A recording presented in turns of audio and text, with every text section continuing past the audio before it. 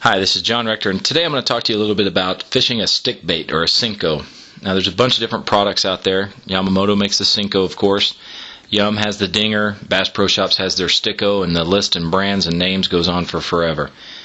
Now, there's a bunch of different ways you can fish these baits and a bunch of different situations where you like to fish them, and for everybody it's going to be a little bit different.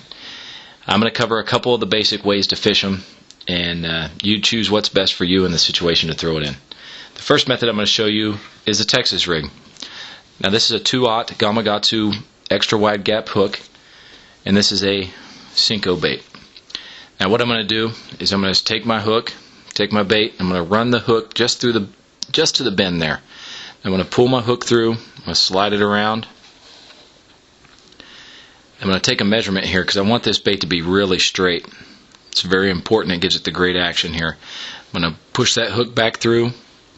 Got a nice straight profile. Now I'm going to take that bait and pull it back just a little bit and slide it underneath, just underneath the surface of that worm to give it a nice weedless presentation. And that's your Texas rig.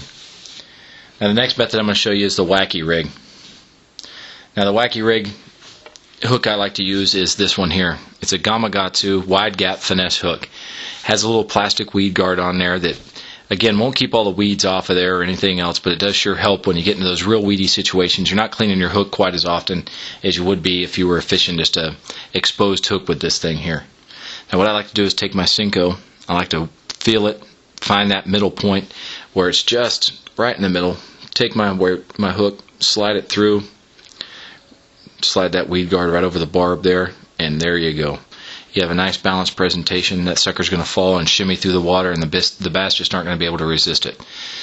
Now, you can fish these things anywhere on any lake you want to. Throw them next to docks, throw them on long tapering points, throw them up on rock piles, throw them in the weeds, throw them next to the weeds, just whatever you really want. There's a couple of things I'd like to share with you that seem to help the Senko fishing, in my opinion. First thing is, if you're fishing docks or any kind of structure really, you want this bait just to fall straight. It's kind of what it was designed to do. It just falls straight through the water, and you really got to give it the slack line to be able to do that. Now, keep in mind, too much slack line, a fish is going to eat that bait and swim off with it, and you're going to, by the time you realize it's there, you're going to set the hook, and you're going to have that worm is going to be all the way down the throat of that fish, and you're going to have a bleeding, bloody mess in your boat, and you don't want that, especially on tournament day. So you want to give it enough slack so it falls straight. Throwing it up next to the dock pile, give it enough line where it's sinking straight down, and keep your eye on that line because it's going to jump, it's going to pop when that fish hits it, and that's when you need to reel down, take up all that slack, set the hook, and reel that big sucker in. Now, these baits, there's a lot of people that say Senkos don't catch big fish, Senkos, whatever. The biggest fish ever caught on the California Delta was over 18.5 pounds, and it was caught on a Yamamoto Senko, 6-incher. I believe it was black with some blue flake, and just an enormous fish. These things will catch big fish. They'll catch small fish too, don't get me wrong. During the springtime, you can throw these suckers up on the beds, and those fish just can't resist it. They've got to get it off of that bed, and they just chomp right down on it. I like to throw this bait out on rocky points. I like to bounce it, let it fall, and I bounce it back to the boat. Give it a good grip with the rod tip so it comes up off the bottom and starts fluttering down. 9 times out of 10, you're going to get the fish are going to bite this bait on the fall. They're just not real attracted to it when it's laying there. It's not too enticing. But on the fall, the way that bait shimmers back and forth, they just can't resist it. They're going to hammer it every time.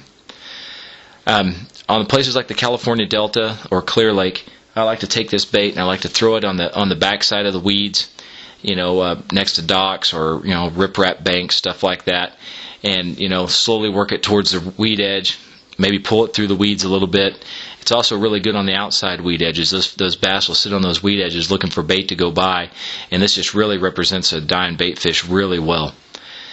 Well, that's my time here. I hope this helps you out. I hope you go out and throw the Senko and catch lots of fish and have a great time on the water. Thank you for watching my video, and I will be posting some new videos here directly, and good luck and good fishing. Thanks.